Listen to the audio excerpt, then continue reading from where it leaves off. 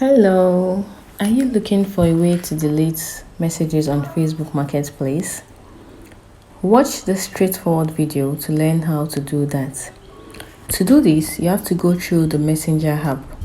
You can access the Messenger app by tapping on the Messenger icon located at the top corner of your Facebook app. Or you open the Messenger app icon on the home screen of your device. Once in the Messenger, you see a drop-down menu of your chats. At the top left corner of the screen, click on the three horizontal lines to access the menu. Now locate and tap on Marketplace.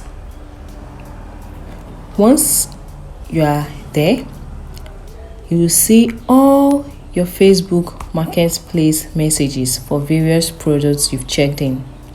In order to delete one of these messages, scroll through to find the message you want to delete. Then, swipe the message to the left. You'll see two options, Archive or More. Tap on More. In the drop-down menu, tap on the red Delete button. You see a confirmation message, and if you still want to proceed with the deletion, go ahead and click on the red Delete button again.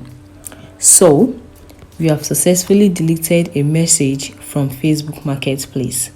Note that you cannot delete all your messages at all times or at once.